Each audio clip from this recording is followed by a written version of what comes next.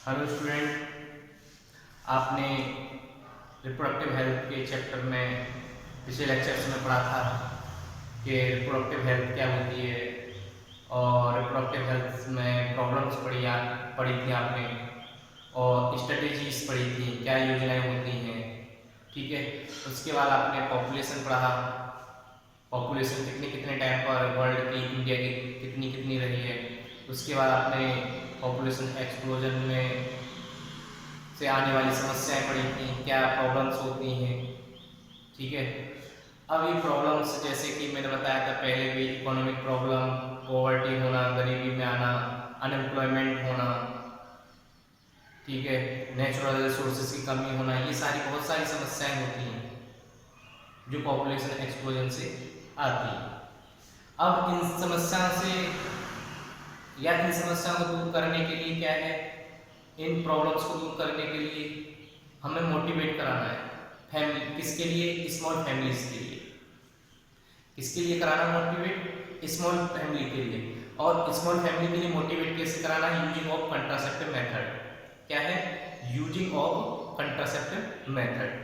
ठीक है, हमें क्या करना है कि हमें मोटिवेट कराना है किसको, यूजिंग ऑफ कंट्रासेप्टिव मेथड को लेके उनको स्मॉल फैमिली कैसे हम तैयार कर सकते हैं, कैसे हम स्मॉल फैमिली रखेंगे, यूज ऑफ कंट्रासेप्टिव मेथड। इस कंट्रासेप्टिव मेथड में जब हम अब यूज में बताएंगे कैसे कैसे, इसके साथ साथ हमें क्या है, इनको एडवर्टाइजमेंट देना है। किसके द्वारा बताएंगे आपको, ये जो गवर्नमेंट में भी देखा होगा आपने, गवर्नमेंट ने भी क्या कर रखा है, एडवर्टाइजमेंट या पोस्टर के द्वारा क्या करती है, उसका यूज बताती है, कंट्रासेप्टिव मेथड क्या करना है। ठीक है, और फैमिली प्लानिंग के बारे में बताते हैं कि फैमिली प्लानिंग कैसे करनी है। ठीक है, हम दो हमारे दो, ये आपने स्लोगन देखा होगा नारा कि हम दो हमारे दो। ठीक है, वी टू आवर टू, छोटा परिवार सुखी परिवार, स्मॉल फैमिली हैप्पी फैमिली, ये क्या है, ये सब क्या है स्लोगन, ये गवर्नमेंट के द्वारा। और ये किसको ध्यान में रख के, फैमिली प्लानिंग को लेके, स्मॉल फैमिली को ध्यान में रख के ये सब चीजें दी गई हैं। एडवर्टाइजमेंट देना, ठीक है, पोस्टर के द्वारा, मीडिया के द्वारा, ये सब क्या करना है, ये सब उन प्रॉब्लम्स को खत्म करने के लिए जो पॉपुलेशन से रिलेटेड प्रॉब्लम्स आती हैं, उन पॉपुलेशन को हम कैसे खत्म कर सकते हैं। ठीक है, एडवर्टाइजमेंट देखिए मैंने पहले बताया है, अभी बताया था आपको, पोस्टर के द्वारा, ठीक है, मीडिया के द्वारा, ये मैंने बताया है कि मीडिया में आपने देखा होगा न्यूज चैनल पे आता है, छोटा परिवार सुखी परिवार, ठीक है, कंट्रासेप्टिव मेथड को लेके आता है। अब हमें ये कंफर्म हो गया कि किस तरीके से हमें करना है। इसके बाद देखा होगा कुछ अर्बन जो होते हैं एरिया, वहाँ पे क्या होता है, वन चाइल्ड नॉर्म रखा जाता है, मतलब कि एक ही बच्चा, सीमित फैमिली, ठीक है ना, एक ही बच्चा अडॉप्ट करते हैं। देखा होगा, सुना भी होगा आपने कि अर्बन एरिया जो होते हैं मोस्टली वहाँ क्या है, वन चाइल्ड नॉर्म करते हैं, एक चाइल्ड को ही अडॉप्ट करते हैं। ठीक है, इसके बाद इसको ध्यान में रख के गवर्नमेंट ने क्या है, रूल्स तैयार किए हैं कि देखा होगा चाइना में वन चाइल्ड पॉलिसी रखी गई थी, अब इंडिया में भी चल रहा है। इसको ध्यान में रख के कि छोटे परिवार, स्मॉल फैमिली के लिए कैसे कैसे करना है। अब इसके साथ साथ क्या है, पहले छोटी उम्र में शादियां हो जाती थी, अब छोटी उम्र में शादियां नहीं होती, गवर्नमेंट ने टाइम रख दिया, एक एज रख दी कि गर्ल्स की जो एज है वो कितनी रखी है, 18, और बोल सकते हैं बॉय मेल की एज, जो बॉयज की एज है वो कितनी, 21, क्योंकि वो कैपेबल होते हैं टैकल करने में कि किस तरीके से हमें फैमिली प्लानिंग करनी है, किस तरीके से हमें अपने आप को मेंटेन करना है। ये इसका मतलब, हमें फैमिली का मतलब ये नहीं है कि हम बच्चे पैदा किए बाकी कुछ नहीं करना, बच्चे जब पैदा होते हैं उसके साथ साथ रख रखाव उनको मेंटेन करना, बच्चे को एजुकेशन देना, ये सारी समस्या आती हैं कि एजुकेशन रिलेटेड जब ज़्यादा बच्चे होते हैं तो एजुकेशन से रिलेटेड समस्याएं आ जाती हैं। ठीक है, उनके रिसोर्सेज को लेकर समस्याएं आती हैं, उन समस्याओं को ध्यान में रख के क्या है, एक एज रख दी गवर्नमेंट ने, 18 एज गर्ल की या फीमेल की और 21 किसकी, मेल की। ठीक है ना, इसके द्वारा क्या होता है, फैमिली प्लानिंग में भी और वो टैकल कर लेते हैं अपने आप को। कपल्स जो होते हैं किस तरीके से हमें फैमिली प्लानिंग करनी है। आपने देखा होगा कुछ लोग होते हैं वो 30 की एज पे मैरिज करते हैं, उसके बाद वो 2-4 साल और लगाते हैं कि हमें अपने आप को सेटल करना है, हमें घर तैयार करना है, किस तरीके से रहना है, उसके बाद हम बच्चा करेंगे, ये सारी चीज़ आती हैं। ठीक है, तो ये हमने जो एज रखी है, ये गवर्नमेंट ने जो एज रखी है वो कितनी है, 18 गर्ल्स और 21 किसको मैरिजेबल एज, इसे बोलते हैं मैरिजेबल एज। ठीक है, 21। इसके बाद ये सब चलता है। अब इसके बाद आता है हमारा कि कंट्रासेप्टिव मेथड जो होता है कैसे अवेलेबल कराना है। देखो कंट्रासेप्टिव मेथड होना है इजीली अवेलेबल हो, यूजर फ्रेंडली हो, हर किसी के पास तक पहुंच जाए। अब ये नहीं है कि इजीली अवेलेबल नहीं हो और क्या है लाइन में लगना पड़े, हर कोई नहीं चाहेगा। तो हमें क्या है लोगों तक कंट्रासेप्टिव मेथड जो है वो पहुंचानी है कि कैसे कैसे कि हमें इजीली अवेलेबल हो जाए मार्केट में, सस्ता हो, ठीक है ना, और उसको यूज करने में कोई प्रॉब्लम ना हो, साइड इफेक्ट ना हो, कोई रिवर्सिबल हो। रिवर्सिबल का मतलब अगर उसका हम यूज कर लें उसके बाद दोबारा से अगर हम रीअरेंज करना चाहें चाइल्ड को तो क्या है दोबारा से हम फर्टिलाइजेशन हो जाए जो हमारी बॉडी पर या हमारी रिप्रोडक्टिव हेल्थ पर कोई इफेक्ट न डाले।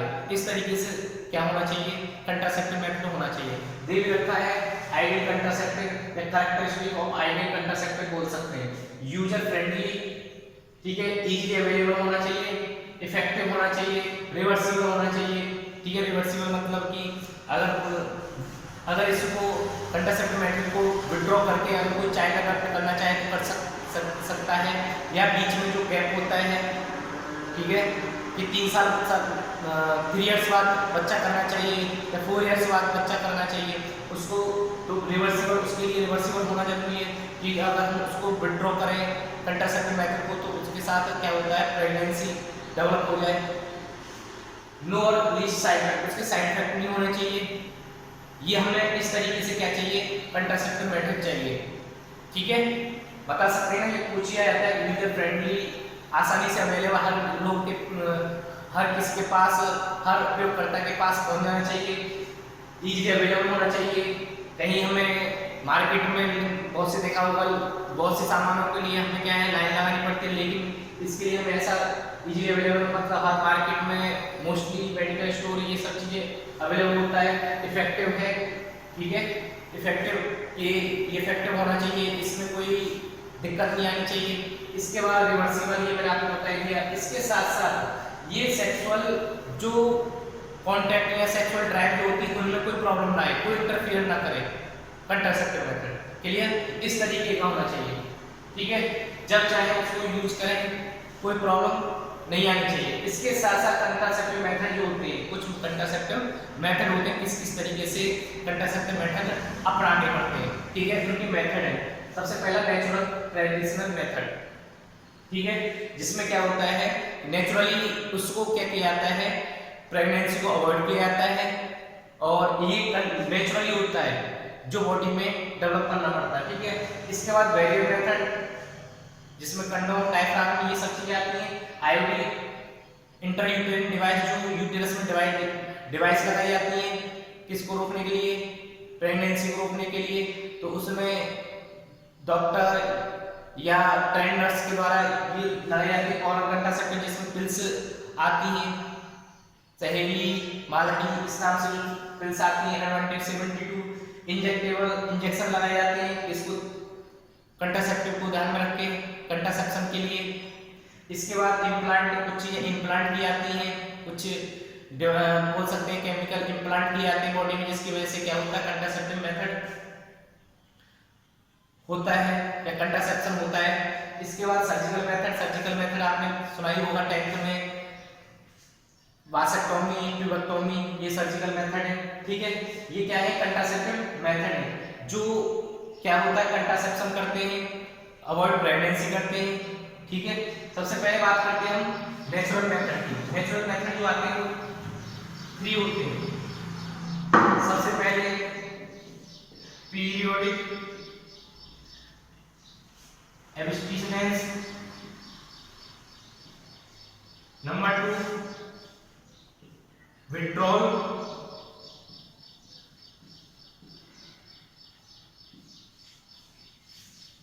और बोल सकते हैं coitus इंटररप्शन।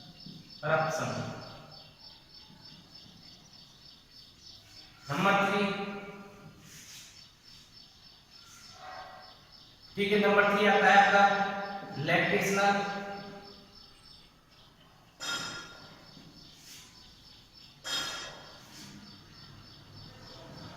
Amenorrhoea,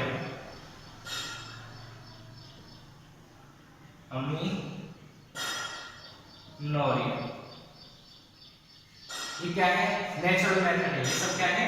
natural method. Clear है? Periodic abstinence, withdrawal of coitus interrupted interruption और लैक्टेशनल अमेनोरिया। ठीक है, इसमें क्या होता है? पीरियोडिक एब्स्टिनेंस में एक पीरियड होता है जो हाईली फर्टिलाइजेशन चांसेस होते हैं, प्रेगनेंसी डेवलप चांसेस होते हैं हाईली, वो होते हैं 10 to 70 डेज। कब से काउंट किया जाते हैं? मेंस्ट्रुअल साइकिल से। जब मेंस्ट्रुअल साइकिल की बिगिनिंग होती है, मेंस्ट्रुअल साइकिल की, उससे 10 डेज से लेके 70 डेज जो होते हैं, उस टाइम पर क्या होते हैं? प्रेगनेंसी डेवलप के हाई चांसेस होते हैं, फर्टिलाइजेशन के चांसेस। क्यों? क्योंकि 14 डेज जो होता है वो क्या है? ओवुलेशन होता है। 14 डेज में क्या होता है? ओवुलेशन होता है फीमेल में, और उसकी सर्वाइव करने की एबिलिटी होती है स्पर्म की 24 आवर्स कम से कम। ठीक है, इसके बाद उसकी भी ओवम की भी एबिलिटी होती है सर्वाइव करने की। ठीक है, ओविडक्ट में तो क्या होता है? फर्टिलाइजेशन के चांसेस ये जो होते हैं इन 10 to 17 डेज जो होते हैं बीच के, कब से बिगिनिंग काउंट किए जाएंगे? काउंट कब से किए करे जाएंगे? मेंस्ट्रुअल साइकिल से जो बिगिनिंग होगी, उससे लेके 10 से लेके 70 तक, 10 से लेके 70 तक। ये हाईली क्या होते हैं? फर्टिलाइजेशन, या बोल सकते हैं हाईली प्रेगनेंसी डेवलप चांसेस होते हैं, इनमें प्रेगनेंसी डेवलप हो जाती है। ठीक है, जब इनमें क्या होता है? कोइटस होता है, या ठीक है रिप्रोडक्शन होता है। क्लियर हो गया? कि तो ये जो होते हैं कितने से कितने दिन? 10 to 17 डेज। तो इसमें क्या है? हमें इस पीरियड में क्या करना है? कोइटस को अवॉइड करना है। ठीक है, इन पीरियड में हमें क्या करना है? कोइटस नहीं करना है। ठीक है, रिप्रोडक्शन जो होता है, कोइटस बोल सकते हैं, वो कोइटस मतलब वो हमें नहीं करना है। कितना? 10 to 70 डेज। ठीक है, हमें क्या करना है ये बताना है। क्लियर है? अगर कोई पूछे रहे तो बताइए, क्वेश्चन आएगा तो बता सकते हैं आप। 10 to 70 डेज जो होते हैं हाईली चांसेस होते हैं प्रेगनेंसी डेवलपमेंट के, इसलिए क्या करना है? अवॉइड करना है। किसको अवॉइड करना है? ये सेक्सुअल कांटेक्ट को, या बोल सकते हैं हम कोइटस। क्लियर है? सेकंड थिंग आती है विड्रॉल या कोइटस इंटररप्शन। इसमें क्या होता है कि जब कोइटस होता है तो इजैकुलेशन से पहले रिलीज ऑफ सीमन, या बोल सकते हैं इंसेमिनेशन से पहले क्या किया जाता है? पेनिस को विड्रॉ कर लिया जाता है। किससे? वेजाइना से। वेजाइना से क्या किया जाता है? उसको विड्रॉ कर लिया जाता है।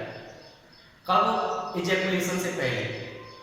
इंसेमिनेशन, या बोल सकते इंसेमिनेशन से पहले, मतलब कि उसमें सीमन ना पहुंच पाए। ठीक है, इजैकुलेशन से भी पहले क्या किया जाता है? पेनिस को वेजाइना से विड्रॉ कर लिया जाता है, अलग कर लिया जाता है। ठीक है, इसमें याद रखोगे क्या है? Withdraw the penis from the vagina before ejaculation. Clear है? इसके बाद आता है लैक्टेशनल अमेनोरिया। इसमें क्या होता है? जो बुक में दे रखा है वो 6 मंथ दे रखे हैं। 6 मंथ में क्या होता है? 6 मंथ तक फीमेल में क्या नहीं होती? No menstrual cycle. उसमें पहले 6 महीने होते हैं लैक्टेशन, जैसे डिलीवरी हुई है, पार्टुलेशन हुआ है। ठीक है, उस पार्टुलेशन से लेकर 6 महीने तक जो डिलीवरी से बोल सकते हैं 6 महीने तक क्या होता है, उसमें मेंस्ट्रुअल साइकिल नहीं होती। तो उस टाइम पर मेंस्ट्रुअल साइकिल नहीं होती, उसमें क्या होगा, नो ओवुलेशन। उस टाइम पर क्या होता है, नो ओवुलेशन। मेंस्ट्रुअल साइकिल नहीं होगी तो ओवुलेशन नहीं होगा, ओवुलेशन नहीं होगा तो फर्टिलाइजेशन चांसेस नहीं होंगे। तो इस तरीके से क्या है, ये तीनों क्या है, नेचुरल मेथड। पहला पीरियोडिक एब्स्टिनेंस, जिसमें 7 to 17 डेज जो होते हैं वो रखे गए हैं। इस टाइम पर क्या करना है, अवॉइड करना है, किस लिए, कोइटस या सेक्सुअल कांटेक्ट के लिए, जिसकी वजह से क्या होता है, फर्टिलाइजेशन। क्यों, क्योंकि 10 to 17 डेज जो होते हैं हाई चांसेस होते हैं प्रेगनेंसी डेवलप के, ठीक है। इसमें क्या करना है, इसमें रोकना है अपने आप को कि सेक्सुअल कांटेक्ट नहीं करना है। इसके बाद विड्रॉल है। विड्रॉल मतलब कि क्या बोल सकते हैं, विड्रॉ या कोइटस इंटरप्शन, मतलब कि कोइटस करते टाइम इसको इंटरप्ट मतलब बीच में रोक देना। क्यों, क्योंकि जब इजैकुलेशन होता है उससे पहले ही हमें क्या करना है, या बोल सकते हैं पेनिस को रिमूव कर लेना या विड्रॉ कर लेना है, इससे वैयागा से लैक्टेशन अमेंडेड या हो गया। ये जो होता है 6 मंथ है, 6 मंथ जो होता है, जो कब से, डिलीवरी से लेके 6 मंथ जो होते हैं, डिलीवरी हुई है या पार्टिशन हुआ है उससे लेके 6 मंथ तक। फीमेल में मेंस्ट्रुअल साइकिल नहीं होती, और मेंस्ट्रुअल साइकिल नहीं होती उसमें ओवुलेशन नहीं होगा। इसके बाद जो नेक्स्ट लेक्चर में पढ़ेंगे हम आईओडी, वेरिएबल मेथड्स, इम्प्लांट, ये पढ़ेंगे, ठीक है। वासेक्टोमी, ट्यूबेक्टोमी, ये सर्जिकल मेथड, ये सारी टॉपिक क्लियर करेंगे, ठीक है।